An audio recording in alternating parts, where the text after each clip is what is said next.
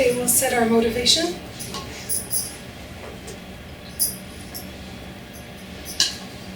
Sangye churon sogi chonam lai janchu padudani kapsuchi dagi chunyen ki pe sonam ki rola pinche sangye drupa sho sangye churon sogi chonam lai janchu padudani kapsuchi Dagi chunyen gi pe sonam gi Rola penche sangye drupa sho Sangye churung sungi chunam la Janchu parudani kapsuchi Dagi chunyen gi pe sonam gi Rola penche sangye drupa sho.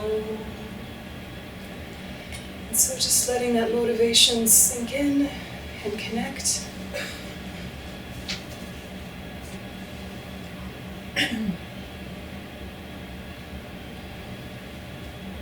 Okay.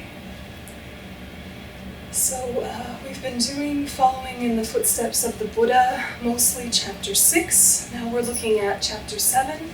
And this is all about working with obstacles and hindrances and just the common things that happen for people in their meditations. So here's where you get this very famous picture. I think a lot of you will have seen it, of the monk and the donkey, and not the monk and the donkey, excuse me, the monk and the elephant and the monkey and the rabbit, and all of these guys are talking about these things all together. See that? So when we're talking about the development of concentration, there's the stages you want to go through, there's the things you want to support it, there's the different processes involved in the development, but then there's the problems. And that picture, and we'll come back to this so you don't have to worry about taking notes, that picture is describing all of it in just a really gentle way. So let's see if I can find it.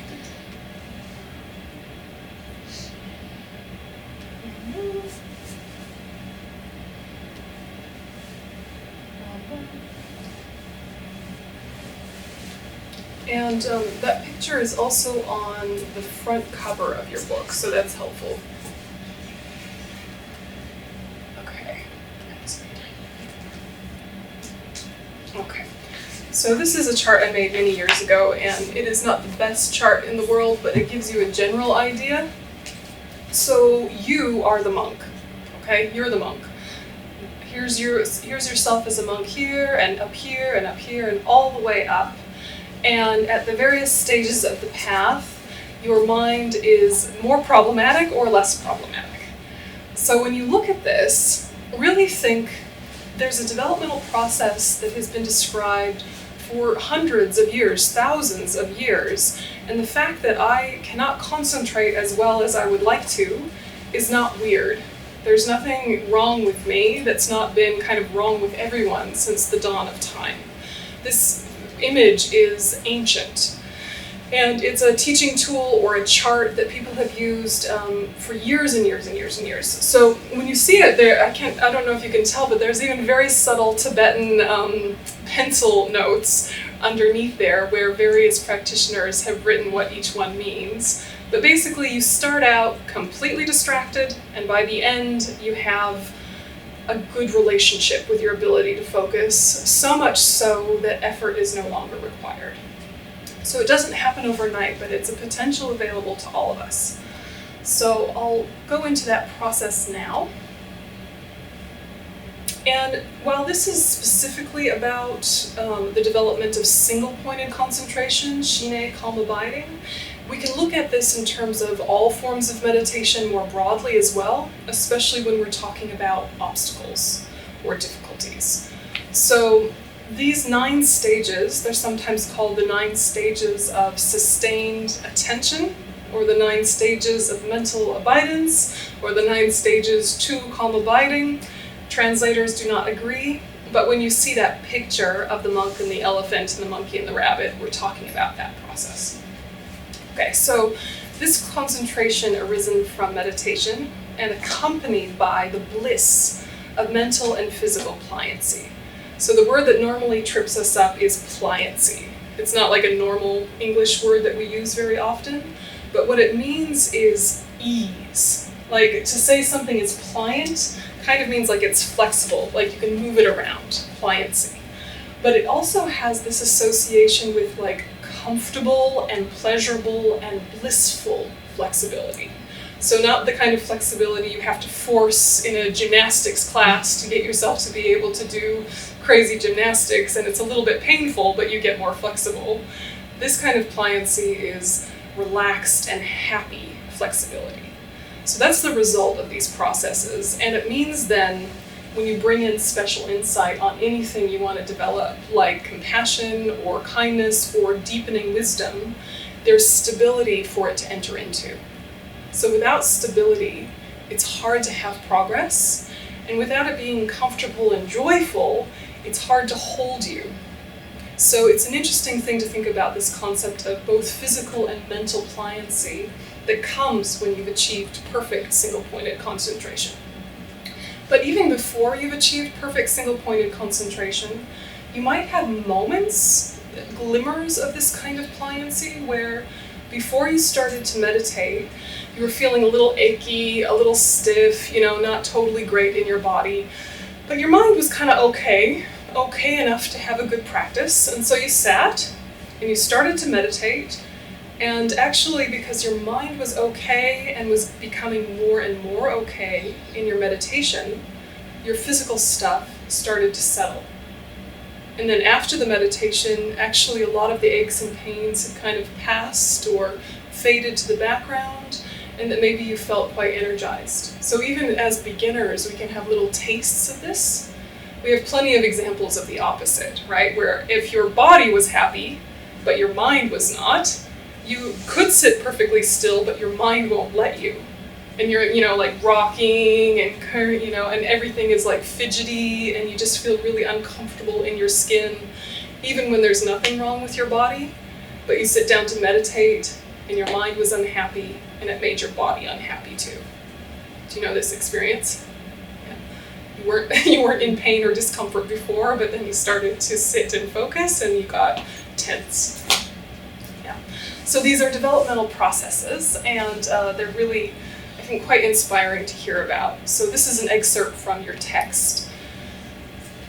And it says, the 9 stages of sustained attention and the 6 powers are explained in Asanga's Shravaka grounds and the Compendium of Knowledge, as well as Maitreya's Ornament of Mahayana Sutras.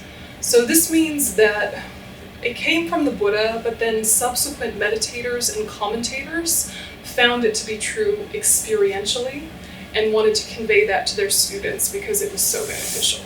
So it came from the Buddha, but then was kind of revived again and again by these subsequent meditators. So the 9 stages of sustained attention are stages of concentration on the way to serenity. So serenity is another way of saying single-pointed concentration, or calm abiding, shine, shamatha. These are all synonyms. So when you hear shine, that's Tibetan. When you hear shamatha, that's Pali. When you hear calm abiding, that's like a direct translation of shine, as best as we can get. And then modern day translators say, let's call it serenity. What is it? It's a single-pointed concentration that has physical and mental pliancy.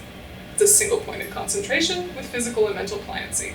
So it feels like, what? This is all very complicated. We're talking all about the same thing. It's just, you're going to find a lot of different words describing the same thing, and when you're reading these texts, you can kind of be thrown. And so it's helpful to know that there's some variation with the translators. So serenity, a concentration.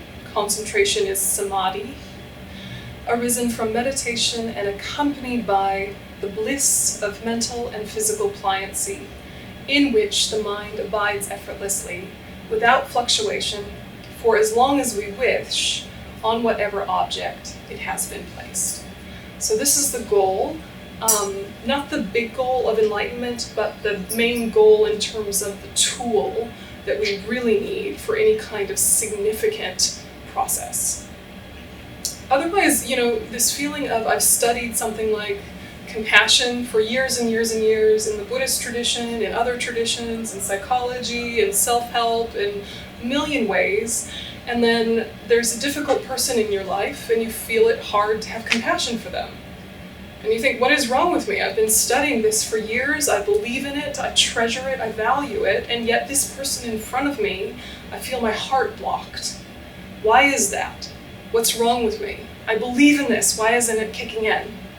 And it's not a fault in us, it's a lack of the supportive things like concentration, which have made the other things stick. Does that make sense? So you can believe in it and love it, but it not be sticking until you've been able to combine it with concentration and then familiarize. So it's good to know the way the mind works so that we don't feel like we're learning the same lesson again and again and forgetting it again and again, and that there's just some fault in us. There's not. It's just the normal human condition of without concentration, we lose power and momentum. Simple as that. So concentration is kind of not as entertaining to develop. Something like compassion feels so visceral and immediate and important in our daily life. Compassion for ourselves, compassion for others. So even though there's a little bit of work involved, it's not so hard because there's an immediacy to the need for it. There's drama to it, there's relationships, you can immediately relate to it. It's easier in that way. Whereas concentration, you're just sitting down, focusing on one thing.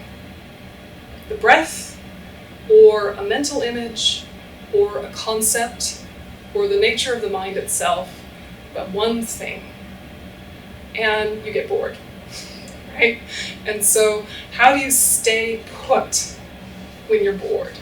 And that's the big question here today, and that's what we're talking about in terms of obstacles, to kind of like keep the joy of it, the energy of it, even though sometimes it's not as, I guess, in your face important. Even though when you're distracted, you remember, it would be better if I had concentration, wouldn't it?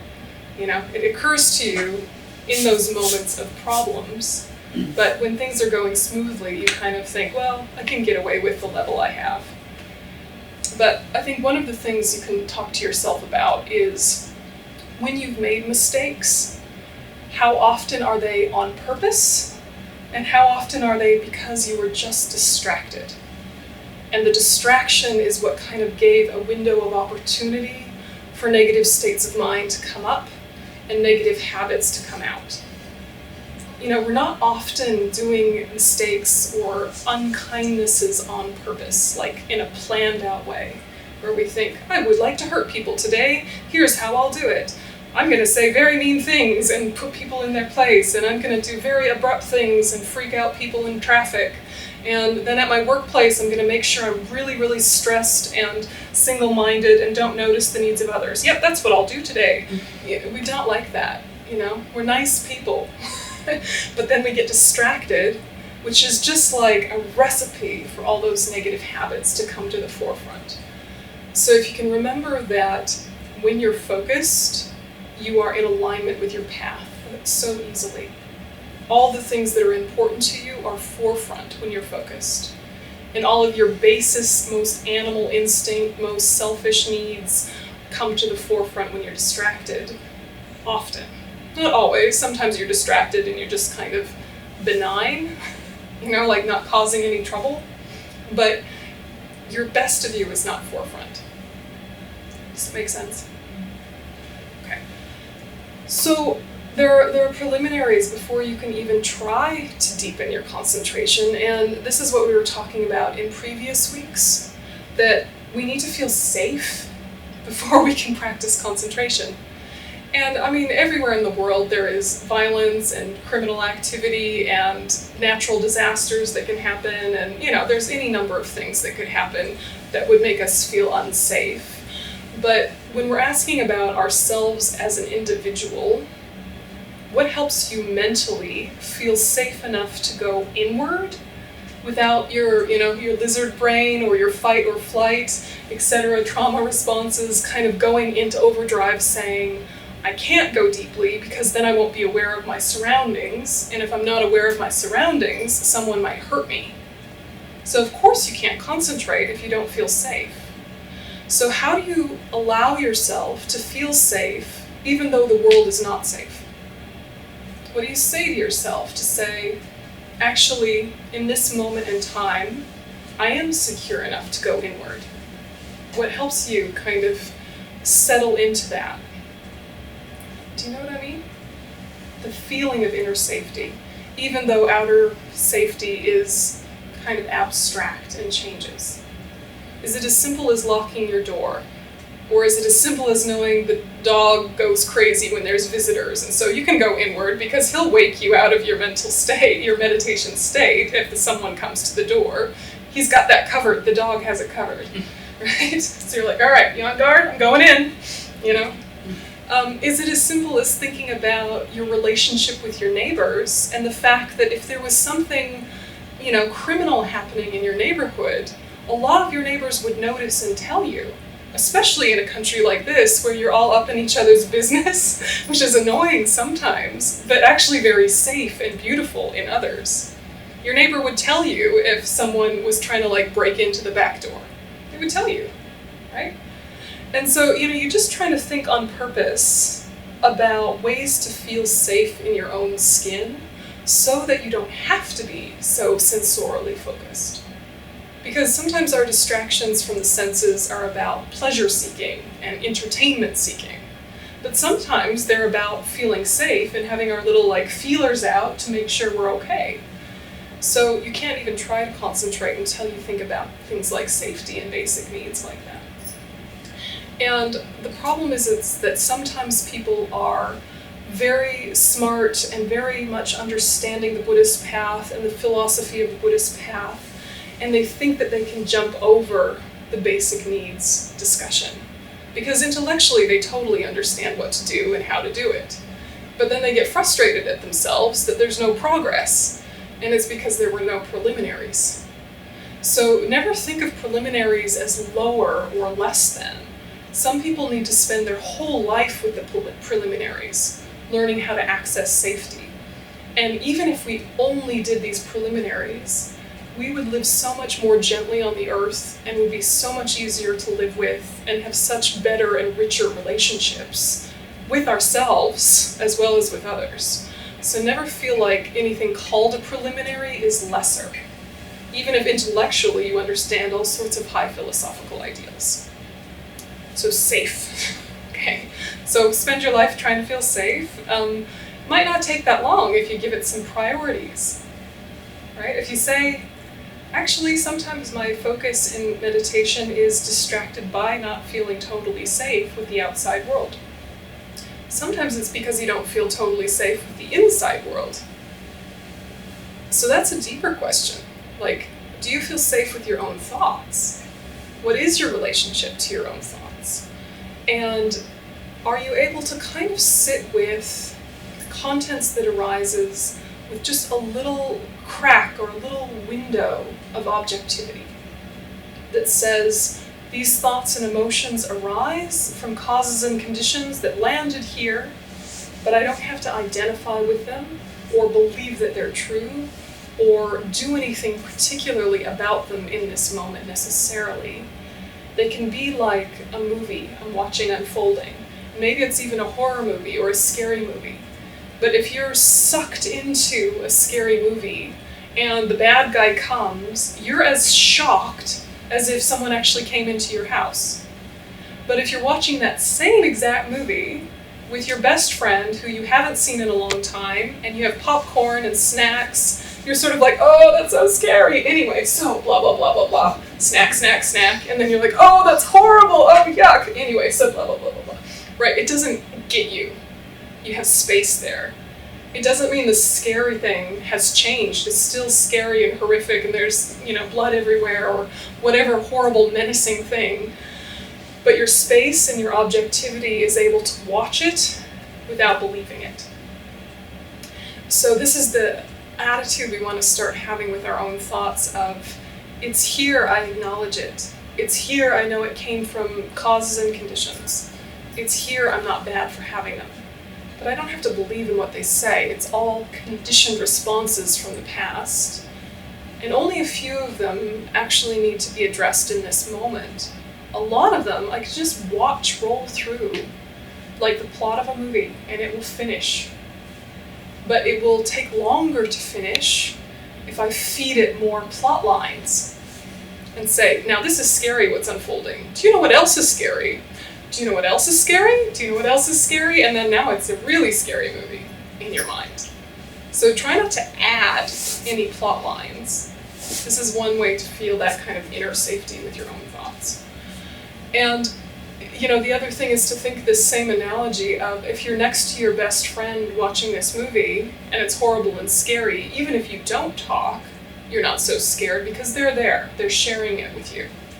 So how do you be a friend to your own thoughts and even adopt that attitude if your closest friend was telling you the kind of narration of your own mind, but it was theirs, not yours, and you were just holding the space for them to spit it out and say, here are my hopes, here are my fears, here is my self-loathing, here is my stress, here is my fear, here is whatever. You as a good friend would listen to them and hold the space for them and just flood them with compassion. Even if you had no idea what to say or how to solve anything, that's not even the point. It's just listening with compassion, they feel better. So listen to yourself with compassion, you'll feel better. And you're also going to feel more connected to the human condition. So all of this is just when you're trying to learn how to sit and do meditation and getting these preliminaries together, but it's some deep work. Do you feel it? Like it's deep work even though you haven't accomplished concentration yet. You're actually really smoothing out a lot of the stresses in your life.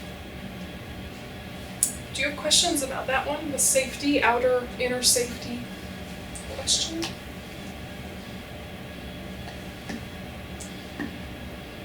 Do you have some thoughts about what to say to yourself to get in that space? Sometimes it's very hard, very difficult. Sometimes you can't control or tame the thoughts. From my own experience. But I want to talk a little bit about what you said before, how it's important to be very focused, and of course, and you spoke about, you try to meditate about compassion, and then you have a person that it's very hard to be compassionate to. So, you talked to me, and I was thinking that actually I get to these aha moments, or not on the cushion. Sometimes it's out of the blue, and it happened to me this week. And it's gosh, I had this thought that we're always alone in the end with our moments of wow, this is how it is.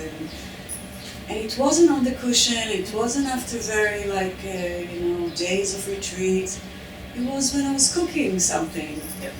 So it's not always I think it's often not on the cushion. Right. Often. But the work that you do on the cushion informs your ability to make those connections.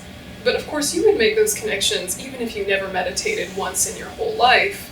People that live an examined life will come to insights as they age, and that's the benefit of aging. There's a million disadvantages to aging, but the benefit is that you start to see patterns and you start to see connections, and over time you develop wisdom if you live an examined life. And of course we know lots of old people who have not led an examined life, and sometimes they were just nice anyway and so it was fine, and sometimes they just get grumpier and grumpier and tighter, and that could happen to any of us if we don't kind of switch on the light to our own experience.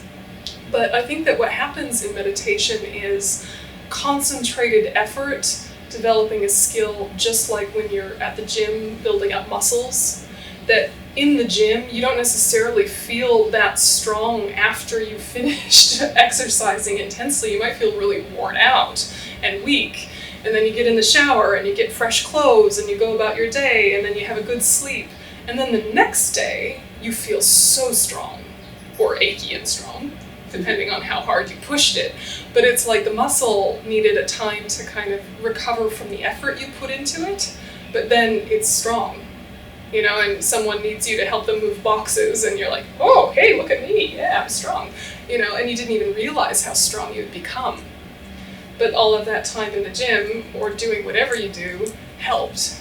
You know, so I think meditation is very similar. Sometimes you don't notice the benefit of it on the cushion, but it gives you that mental strength. So it's almost like the things that would happen naturally with age, with an intentional life, happen more quickly when you do a lot of meditation. And you make those connections with a lot more efficiency. And you don't have to learn the same lesson quite as many times before you have the aha moment. So it's just kind of speeding up a process that we would go through pretty much anyway, but it's making it more finely tuned. Do you know what I mean? Yeah. And you know, having safety with your own thoughts, it's a project that, you know, is so individual and personal. Sometimes it is as simple as doing something like cooking or like chopping vegetables that requires a little bit of focus, but not tons of focus. So your mind has some spaciousness with thoughts, and you're half concentrated on the physical activity. And that's kind of like enough of an anchor or enough safety that you can explore some thoughts, but if they get too hard, you're like, oh, carrots, right? And you can kind of like have that spaciousness of half focus. And that half focus is a nice preliminary sometimes before you start to meditate, where you're half focused on the breath and half focused on the movement of your thoughts while not engaging with them. So, you know, you can kind of like build up your strength relationship with problematic thoughts. You know, don't just like dive into the deep end of your biggest trauma. But it's interesting to learn about where is the catalyst for the unsafe feeling. Because if it's the body, then focusing on the breath can make it worse. Yeah? If the body is where the feeling of unsafety started or lives or kind of rests, then often when you're focusing on the breath, you can have like a panic attack. So if that's happening, don't focus on the breath, for heaven's sake. Just because it's suggested as a good way to settle down surface distractions. If it doesn't work for you, then don't use that technique. That's why there's so many techniques offered. You could choose a mental image that is non-confrontational, like just light.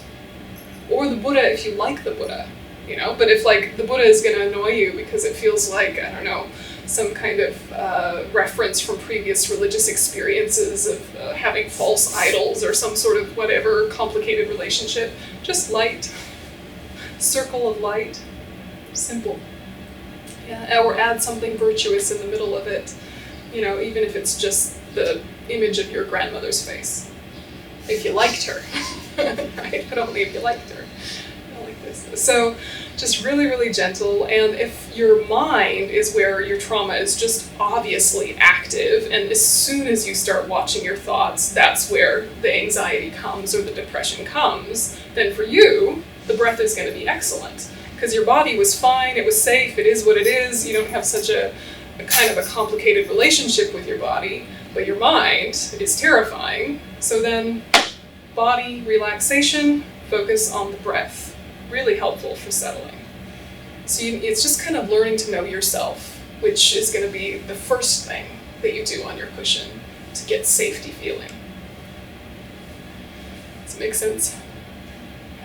Can I say something? Yeah. Sometimes when I'm very concentrated on the breath or on an image, and then the instructions come in the middle, it distracts me. So Do it by yourself. Yeah, and you know, guided meditations are instructions to meditate. So if you can't really do great meditation during a guided meditation, that's not even the main point of a guided meditation. A guided meditation is to teach you how to meditate. And then you do that by yourself at your own speed. No one meditation leader is going to suit everybody, their paces, their word choices, but it's worthwhile going to many different meditation instructors and kind of learning different guided meditation techniques, even if it's not your style. Because you're learning, okay, step 1 is this, step 2 is that, and then you shift to this and conclude that. And then you know what to do on your cushion, even if it's a simplified form. The other possibility is that the sound of the meditation instructor distracting you is actually distracting you from your distraction, which you kind of like indulged in, and you're in like a happy, distracted holiday, and now you're brought back to the present and your mind is annoyed. So that happens too. You're like, I was having a beautiful daydream until you spoke up. Right? So there's also that. So only you know, but many possibilities. Okay, so then the next prerequisite, which is a huge ask, is have little desire. Seems like a big ask for a preliminary, have little desire, which means be stable. So it means that your relationship with contentment is accessible to you. It doesn't mean you've perfected contentment. It doesn't mean that you're without craving or without, I would like this, I don't want that, push and pull. It means that you have some level of being able to make yourself content. Yeah, just like a basic level of contentment, not like now my life is perfect contentment. But, like if you suddenly have to go onto public transportation and you expected it to be a time of day where there were very few passengers, and so you get your seat and you're like, nice open train, I'm so happy, nobody here. And then suddenly the doors open and it's like a flood of school children come into the train, and they're noisy and they're stinky and they're fighting and they're playing, and you were looking forward to reading your book on the train ride. Are you able to just adjust mentally and say, that's not what I expected to happen? Okay, children are here. Can you make those little subtle shifts when something unexpected happened that is a normal condition for your stress?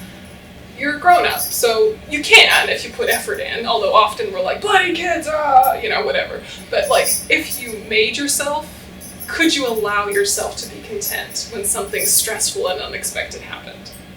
And even say, oh, look at them, they're so cute. I remember being that age. Oh, they're so obnoxious. I was obnoxious like that. I should call my mother.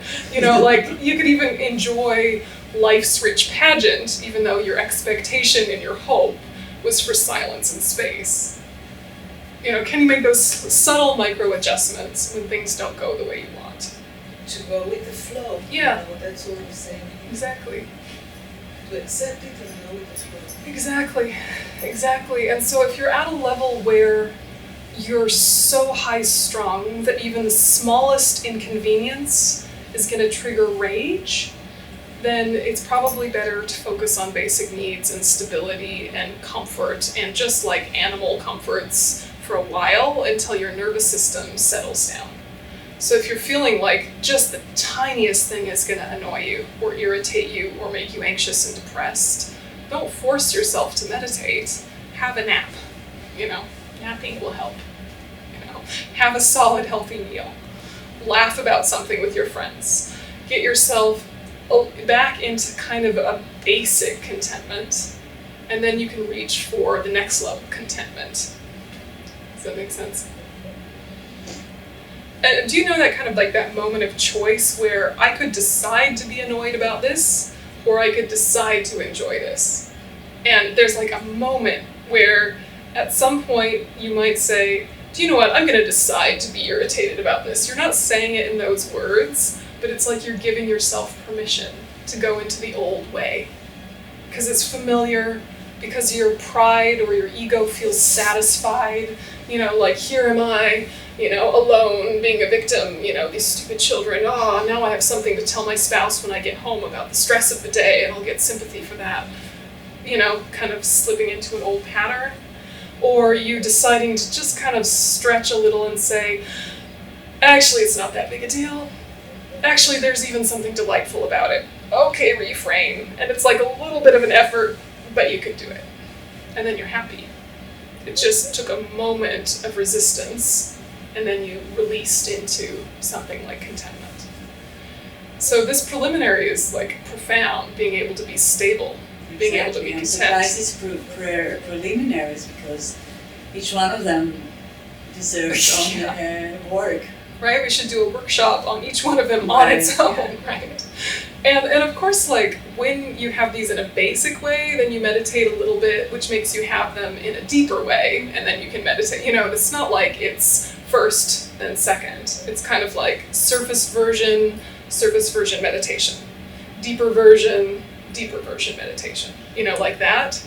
So, you know, as relatively sane people in the world, we have a relative relationship with these preliminaries, but sometimes we forget that we have the power to connect with them.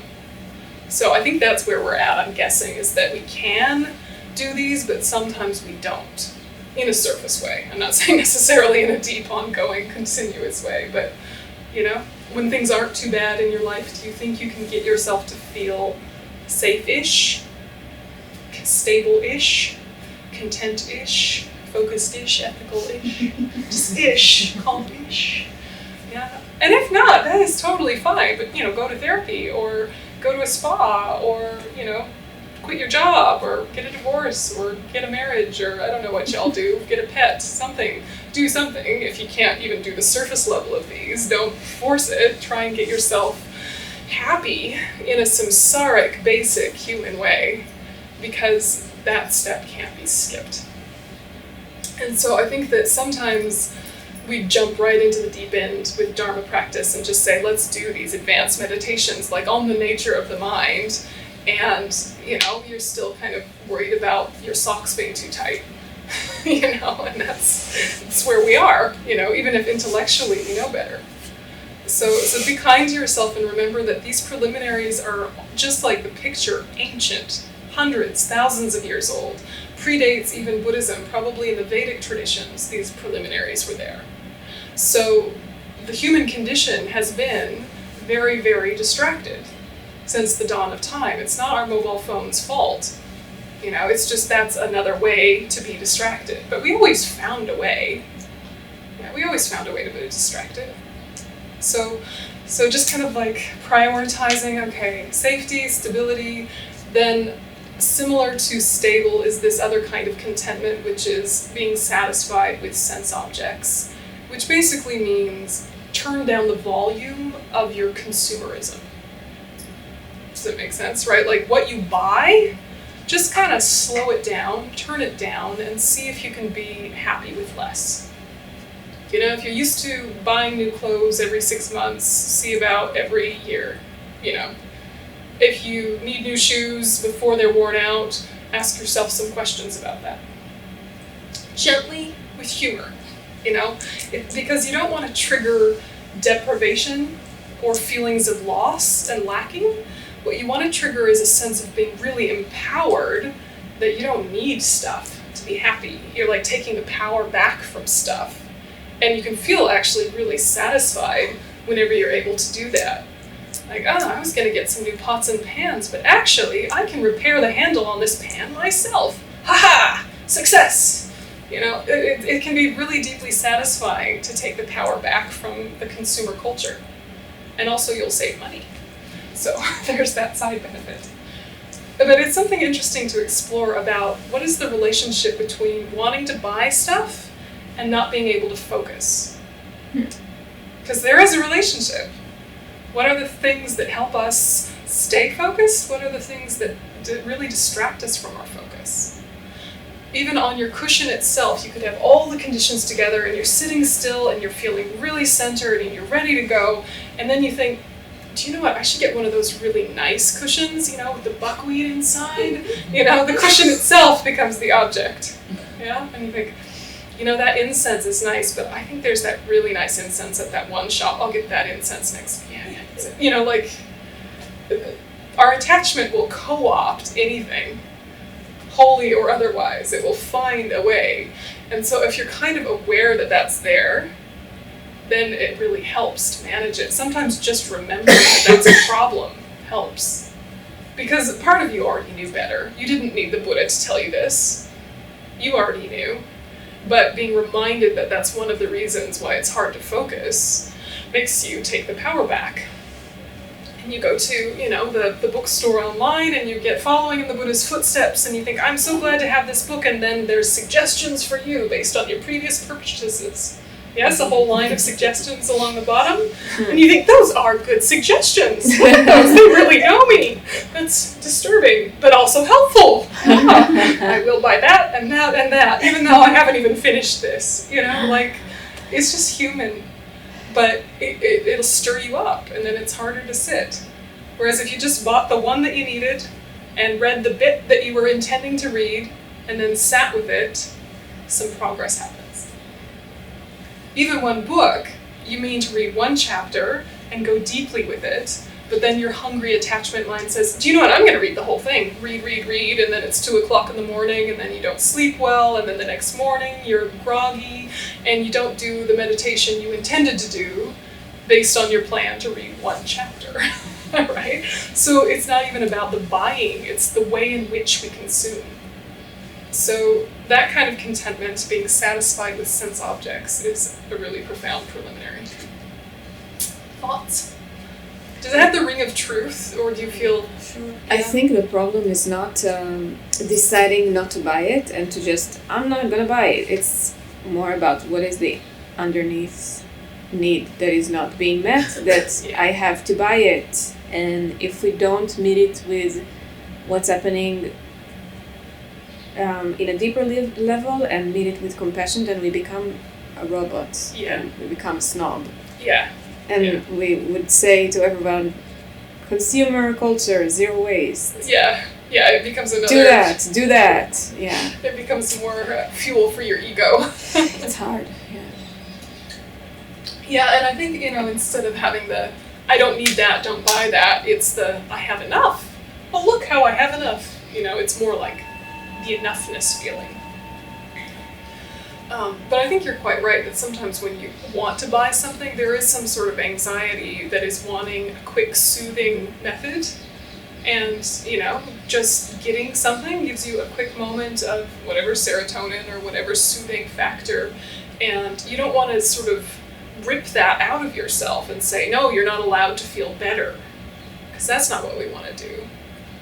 The whole point of this is feeling better so deeply and so stably that it's just the easiest thing in the world to be kind to others.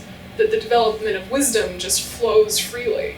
So, don't rob yourself of minor happiness, because happiness is the whole point. It's more saying this little happiness is understandable, the little happiness of this object that I could bring into my house and it would be pretty and make me happy for a minute.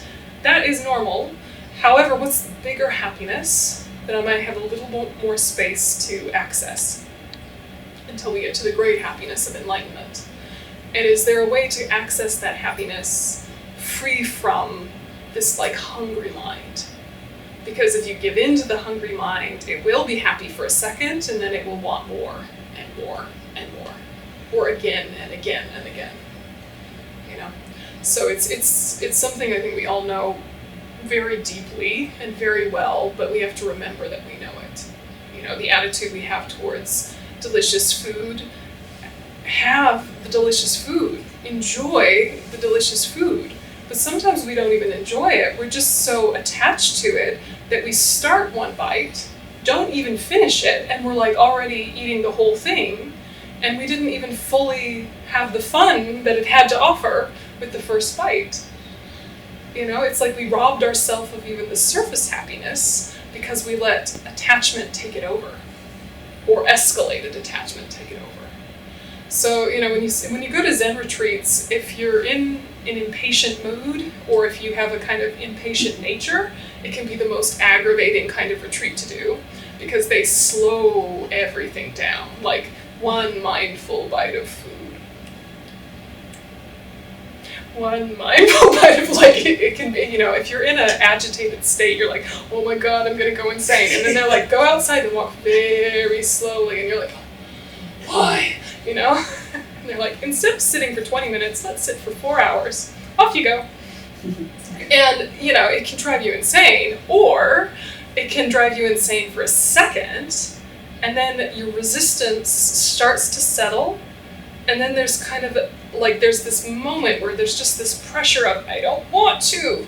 And if you can just be with it, it kind of goes, like that. And then you have your one slow bite of food, And it's like the most delicious food there has ever been in the whole world, even though it's just somebody's vegetarian soup. You know? And then you walk slowly on the earth and you just feel how lucky you are to have a body that works and how amazing the earth is. And all of these things, not really in thoughts or words, but just a deep connection, relief and relaxation when you allow yourself to connect with the abundance that's constantly there. Then you don't feel deprived and hungry and needing to fill the space. You feel the connection that's constantly available. But there is definitely resistance and aggravation in the first few moments, and so that's often enough for us to say, I don't like this, it doesn't work. So if you can be with resistance with some sort of friendliness that says, this will be uncomfortable for a moment, that's all right, I can deal with discomfort. I do all the time. You know, I do all the time for things that don't matter. I wait in traffic for hours, whatever. So I'm gonna wait for 5 minutes and just kind of see what this resistance is like and what it's about. I'm not gonna pretend that I don't have it. And I'm not gonna pretend that I don't wanna eat faster or walk faster or whatever. And that helps you move through the resistance in a way that really helps you connect with the depth and the richness that life always has. And that helps you with renunciation. That's the real pliancy. Say, that's the real pliancy. Yeah. Yeah. Absolutely. Knowing that. Absolutely. And it can't be forced and it can't be over intellectualized. But I think we've all had some little moments in our life, with or without Buddhism, where we were able to just sit still for a minute, but feel full. And that feeling full while sitting still is such the basis of renunciation, the determination to be free from samsara. And renunciation always sounds like you're giving up something. But what you're giving up is suffering, you know? But it feels like you're giving up the things that make you happy, and who wants to do that? No, you're taking the power back from those things that gave you limited happiness and were just a condition. And you're freeing yourself. So all of these little tools, you just find the one that works for you at your level, and it's not a competition or a race or even that linear. You know, the way your progress goes on the spiritual path is, peaks and valleys and peaks and valleys, and sometimes 2 steps forward, 3 steps back, but the whole point that you're trying to cultivate is don't give up. Start again, and start again, and start again. And that friendliness with yourself and that real gentleness together with discipline is something that will hold you in good stead for anything in your life, not just your sitting practice. That gentle discipline. Not gentle indulgence, not harsh discipline, gentle discipline. So that's one, and then we have focused. So you need focus in order to focus, right? Like you need money to make money, right? So you need focus to be able to focus. It means avoiding distracting work. So what is distracting work? That's very specific and individual. But there's like answering your emails in a here's what needs to happen and we're done. And then there's answering your emails and then answering random emails and then subscribing for 1 million lists and then seeing an interesting link and then clicking and just going down the rabbit hole of the internet with sort of an agenda of this will somehow help the work I'm going to do, but also I'm just now sucked in. That kind of distracting work. So there were things about your work that were a little distracting, and that's life, and we do our best. But there's also adding, and the ways in which we add distraction that we don't need to. And if you ask yourself, how do you feel once you've fallen into an internet hole? Even if it was all excellent information and very useful, but you were sucked in as opposed to conscious and intentional, afterwards you just feel kind of depleted, just kind of worn out, and like, what just happened? What did I read? What was that one article? But in the moment, there was this hungriness in the senses that felt like you needed to keep reading and keep searching and keep whatevering. But it was almost like you were eating it without digesting it, and it just went straight through like diarrhea. Yeah. And that's how we are with the information that we consume sometimes, is it goes in and then straight out, and what nourishment did it give us? So just kind of thinking, is there a way I can have more simplicity in my life, even if my life is not simple? There's little ways to be a little less busy, particularly mentally busy. And in between the chapters of the day are often the danger times of keeping ourselves upregulated and stimulated. So you had to be focused at work, or focused in a conversation, or focused. And now it's in between things, maybe in between a meal and a thing. And instead of just being like, okay, recover, recalibrate, reconnect, you go phone, something, happiness. And instead of doing that, you can just put it down and be bored for a minute. Because if you're bored for a minute, then you'll be happy for 15 minutes, right? Or more. It's just you will be bored for a minute. You will, and it'll be annoying to be bored. And normally we're a little bored and we think, why be bored? I'll read something, I'll watch something, I'll listen to something. Why be bored? But that boredom is actually part of how you recalibrate. It's how you recover from what came before. And if you're bored enough, it actually means there's space enough, and creativity comes back to you, and clarity comes back to you, and actually the rest of your day might be in a lot more of an intentional way, and you might be more efficient with your work and get done early and have more time and less busyness. So it's just kind of like looking at what is it I do that keeps me in a distracted mode, even if my life is a full life with many things that I can't just stop doing. There are things you can stop doing that will give you back some space. What is your feeling about that? Can you feel like a little like a resistance of, but I don't want to, right? Or I do want to, but what instead? Like the fear of space is a thing, yeah, or the fear of silence, or the fear to allow your own thoughts to come back to you. It kind of goes back up to the safety one. So just sitting with it really gently, you don't have to force anything, but just having a think. Then ethics. Ethics and concentration are best friends. We talked about this a little bit the first weekend. And ethics in Buddhism just means non-harmfulness on the basic level.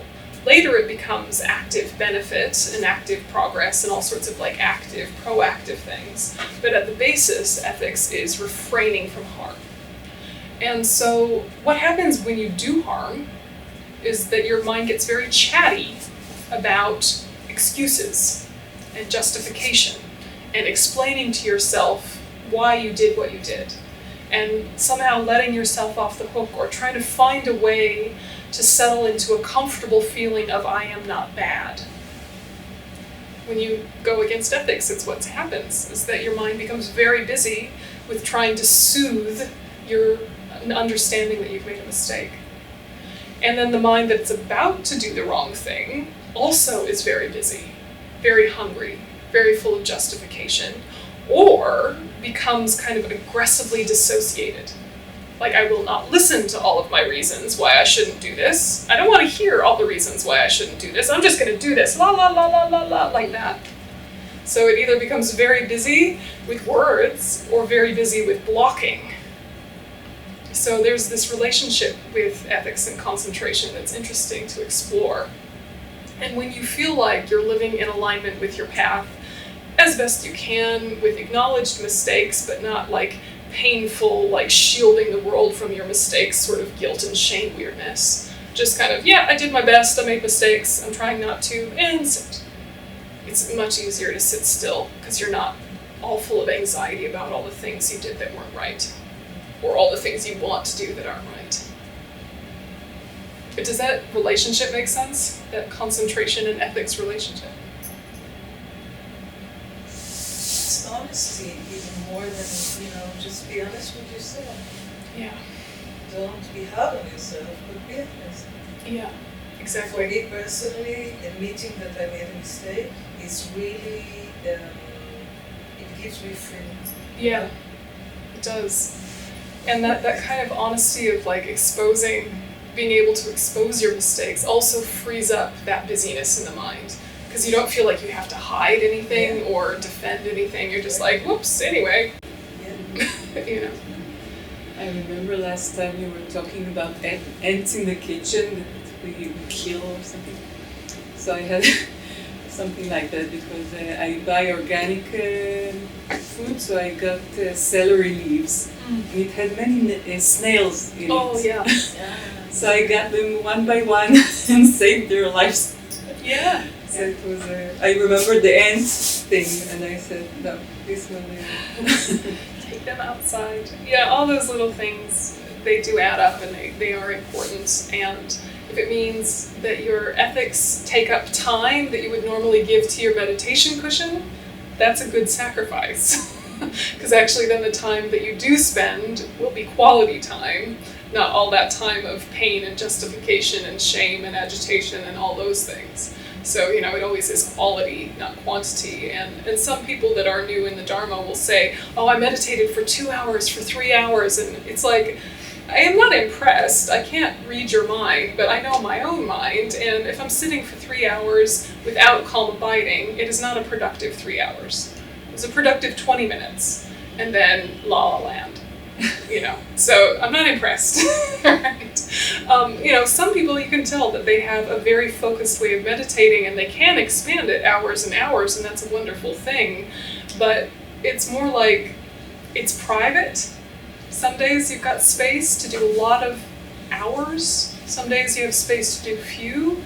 But what were the days of good practice and what were the days of bad practice was much more about your intention and your approach than what, you know, like the time you spent sitting still, you know. So it's just kind of like having that humility and that self-awareness that quality is more than quantity and that the approach and the purpose are as important as what you actually do there. So then the last one is calm, which is related to avoiding superstitions that make us attached to sense objects. So earlier we were looking at being satisfied with sense objects. Here is more about the calm that comes from not having the needy, hungry mind, not having the superstition that thinks, I can't be happy unless fill in the blank. That one? Because it's funny to call it a superstition. You know, we usually think, you know, don't go under a ladder or a black cat walks in front of you or whatever, like those are superstitions. But actually we have a lot of superstitions about, I actually can't do this unless ... Yeah, or I can only be happy if ... So as we're approaching our meditation cushion, what do we say to ourselves that makes us go, oh, but I really can't now, and then go off and do something else? Those are superstitions, they're lies we tell ourselves. Sometimes it's practical and totally, you know, fine, but sometimes it's like, oh, I can't really meditate right now because I put my ankle out, so I'm gonna take care of my ankle and then I'll start meditating again. Knowing full well you could just meditate in a chair, you know, stuff like that, those kind of superstitions. So these preliminaries, may they be something we bring into clarity and make really, really personal. And we'll have a little stretch and a break, and then we'll talk about the 9 stages of mental abidance and do some meditation. And so let's come back at, 12? Do you need a half hour or 20 minutes?